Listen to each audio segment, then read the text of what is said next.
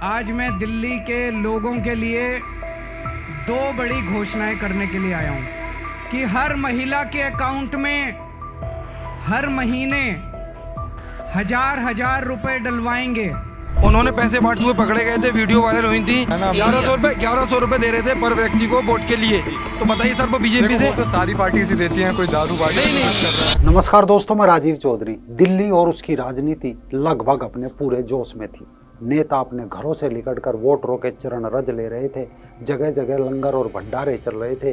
दिल्ली के भूतपूर्व सुल्तान अपनी फ्री की घोषणाओं से मंत्र मुग्ध नजर आ रहे थे। जन्म से लेकर मरण तक के सब कुछ मुफ्त देने के वादे कर रहे थे, जिसे देखकर बीमा एजेंट भी हैरान और परेशान थे।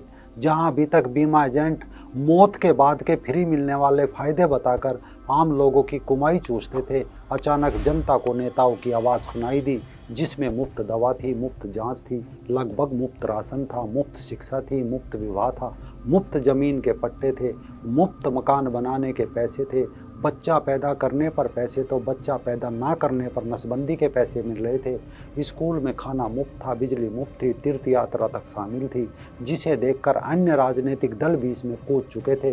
कोई मुफ्त मोबाइल, टैबलेट, गैस के सिलेंडर और महिलाओं को नकदी रुपए देने के सभी वादे कर रहे थे। इतिहासकार अतीत के गुप्त काल से निकलकर मुफ्त काल पर शोध कर रहे थे। उन्होंने गुप्त काल, मौर्य काल, मुगल काल पर खूब लिखा था, लेकिन मुफ्त काल में वो भी हैरान और परेशान थे। जनता में उत्साह था। अखबार हाथ में लिए जनता मुफ्त काल की स्कीमों को पढ़कर भाव विभोर थी, लेकिन उन्हें थोड़ा दुख भी था कि अगर बच्चा पैदा होने से लेकर तीर्थ यात्रा तक है तो फिर अंतिम संस्कार और 13वीं का जिम्मा भी सरकार को उठा लेना चाहिए।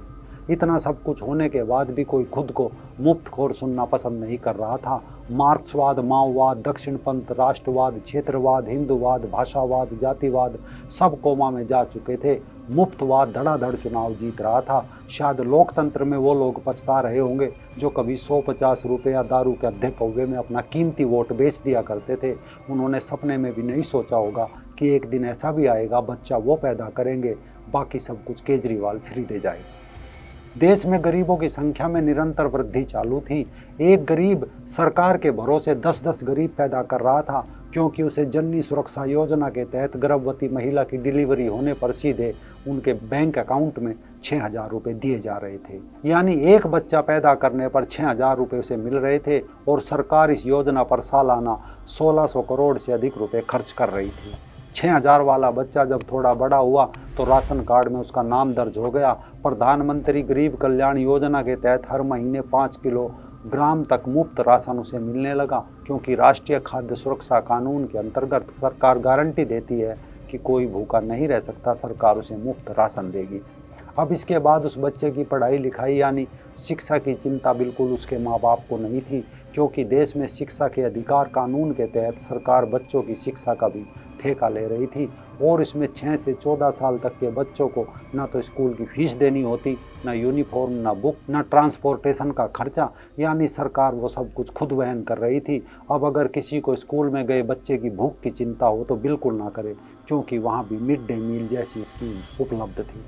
गरीब खुश था, क्योंकि बच्चा लायक हो या नालायक, ना तो अगली क्लास में पहुंचने से रोका जाएगा, ना ही उसे स्कूल से निकाला जाएगा, ना ही उसके लिए बोर्ड परीक्षा पास करना अनिवार्य होगा। मतलब मुफ्त का अर्थ ये था कि कोई भी बच्चा प्रारंभिक शिक्षा को जारी रखने और पूरा करने से रोकने वाली फीस का यानी एक चवन्नी का अदा करने का उत्तरदायित्व नहीं होगा। मुफ्त काल में पैदा हुआ वो बच्चा जवान हो गया, वो चाहे नौकरी करे या ना करे, उसका भी प्रबंध सरकार ने किया था। महात्मा गांधी राष्ट्रीय ग्रामीण रोजगार गारंटी योजना यानी मनरेगा, इसके तहत सभी गरीबों को रोजगार देने का प्रावधान किया था, और सरकार मनरेगा के तहत औसत अनुसूचित मजदूरी देने के लिए संकल्पित थी।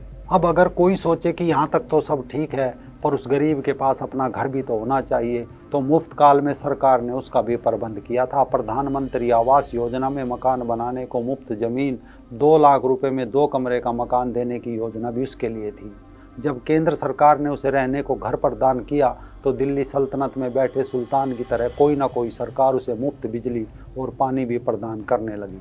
जब किसी ने पूछा हम खाना कैसे बनाकर खाएंगे, तो सरकार ने उज्ज्वला योजना में सभी पंजीकृत लोगों को मुफ्त गैस सिलेंडर प्रदान करने लगी। मुफ्त ले रही जनता को जब बीमारी हुई तो उसके लिए मोहल्ला क्लिनिक खोले गए, जिसमें सरकार ने फ्री चिकित्सा को भी गारंटी दी और बड़े स्तर पर आयुष्मान योजना चलाई, यानी कोई भी गरीब न भूख से मरे न बीमारी से। इतना ही नहीं, अगर किसी के यहाँ बेटी पैदा हुई तो केंद्र सरकार ने लड़कियों की सुरक्षा, पोषण, उच्च शिक्षा आदि के लिए कई योजनाएं भी बनाई। यदि परिवार में इकलौती संतान लड़की होगी तो उसे 12वीं तक की शिक्षा मुफ्त दी जाएगी। इसके बाद पोस्ट ग्रेजुएट स्तर तक की शिक्षा के लिए छात्रवृत्ति दी जाएगी।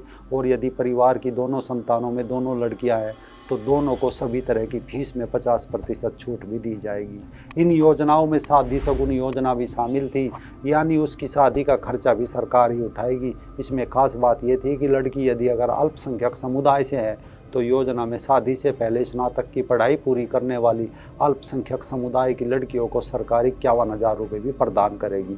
मतलब मुफ्त काल में देश में पैदा होने से लेकर शादी तक सब कुछ मुफ्त था। फिर बच्चा पैदा करो, फिर 6,000 का प्रावधान था। बूढ़े माँ बाप के लिए तीर्थ यात्रा योजना है, मुफ्त स्कूटी है, मोबाइल, टैबलेट, नगद रुपए उसे उसके अकाउंट में देने से लेकर सभी प्रकार के वादे चल रहे थे।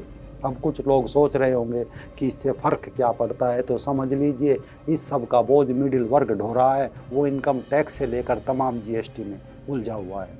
ऐसा नहीं है कि इससे देश पर कोई फ़र्क नहीं पड़ता। शायद आज ये मुफ्त काल कल देश का बेड़ा गर्क ना कर दे। उसे एक आप छोटे से उदाहरण से समझ सकते हैं। आज से 2 दशक पहले दक्षिणी अमेरिकी महाद्वीप में वेनेजुएला नाम का एक विकसित और संपन्न राष्ट्र हुआ करता था, लेकिन देश के मुफ्तवाद ने आज उस देश को भिखारी से भी बुरी स्थिति में पहुंचा दिया है। आज ये हाल है कि वेनेजुएला की अधिकांश लड़कियां ब्रेड के सिर्फ एक टुकड़े के लिए अपना शरीर बेच रही है। कारण द्वितीय विश्व युद्ध के बाद जब पूरी दुनिया में तेल की ज़बरदस्त मांग थी और दाम उसके आसमान छू रहे थे, वेनेजुएला की 5 उंगलियां घी में थी। 1945 में ही वेनेजुएला ने रोजाना 1 मिलियन बैरल तेल का उत्पादन करना शुरू कर दिया था। वेनेजुएला का विदेशी मुद्रा भंडार पानी की टंकी की तरह भर रहा था। अचानक देश के नेताओं ने सत्ता कब्जाने के लिए फ्री की घोषणा करना आरंभ कर दिया। तेल के बदले में दुनिया भर से सामान उस देश में पहुंचता था। इसमें राशन था, अनाज था, फल थी, सब्जी थी, दवाई थी, मशीनरी थी, कपड़ा, हर एक वो चीज़ सरकार अपने नागरिकों को फ्री देने लगी। जहां 60 से 70 के दशक में दुनिया भर के देशों की गरीब जनता हाड़ तोड़ मेहनत करके उत्पादन विनिर्माण मैन्युफैक्चरिंग में लगी थी, वेनेजुएला में एक सुई तक नहीं बनती थी और उनकी तो गोभी और टमाटर भी यूरोप से आ रहे थे। पहाड़, नदियाँ, झीलों का स्विट्जरलैंड की तरह एक सुंदर देश वेनेजुएला में अगर कोई भूला भटका टूरिस्ट आ भी जाता तो पूरे देश में कोई उसको पानी पूछने वाला न था, बल्कि उसे गाली देकर उल्टा भगा देते थे, क्योंकि उन्हें सब कुछ फ्री में मिल रहा था। जनता क्यों किसी की आओ भगत में अपना टाइम बर्बाद करे। इसका नतीजा ये हुआ कि कोई नागरिक खुद तो कुछ करता नहीं था। खेती बाड़ी, कोई उद्योग धंधे, बाहर से लेबर भी इम्पोर्ट कर ले तो सरकार ये होने नहीं देती थी। इसके चलते वेनेजुएला एक मुफ्तखोर निठल्लों का देश बन गया।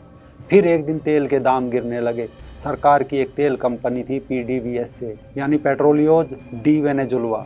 ऐसे सरकार ने कंपनी से कहा सबको नौकरी दे दो। कंपनी बोली हजूर माई बाप हमको नौकरों की ज़रूरत नहीं है। सरकार बोली फिर भी दे दो। इस तरह सरकार ने हर परिवार के कम से कम एक आदमी को सरकारी तेल कंपनी PDVSA में नौकरी दे दी, जहां वो कोई काम नहीं करते थे और मुफ्त की सैलरी लेते थे। लेकिन कब तक लेते? फिर तेल के दाम और गिरे। जब तेल कंपनी बुरी तरह घाटे में आ गई और तेल बिकना बंद हो गया तो मुफ्तखोरी भी बंद हो गई और धीरे धीरे हर चीज़ की कमी होने लगी। 3.5-4 करोड़ मुफ्तखोर, उन्होंने ज़िंदगी में कोई खास काम नहीं किया था, वो लूट खसोट करने लगे। लड़कियां सब वेश्यावृत्ति में उतर गई। सरकार फिर भी नहीं चेती, वो कर्जा लेकर घी पिलाने लगी अपनी मुफ्तखोर जनता को, ठीक ऐसे ही जैसे आज भारत समेत देश के अनेक राज्य कर्ज में डूबे हुए हैं, लेकिन वो फिर भी फ्री जनता को दे रहे हैं। आज वहाँ की राजधानी काराकास दुनिया की सबसे असुरक्षित शहर है, जहाँ एक ब्रेड के टुकड़े के लिए हत्या हो जाती है और लड़कियाँ सिर्फ एक पीस के लिए शरीर बेच देती है। निठल्ली जनता को ना कोई काम आता और ना ही वो करना चाहते। सिर्फ मुफ्त के चक्कर में खूबसूरत स्विट्जरलैंड जैसा समृद्ध देश आज कंगाल होकर चोर और लूट खसोट करने वालों का देश बन गया। राजनेता अपना शासन करके निकल लिए, लेकिन वेनेजुएला भिखारी बन गया। जो हमारी बात आपकी समझ में आई हो तो वीडियो को ज़रूर शेयर कर दें।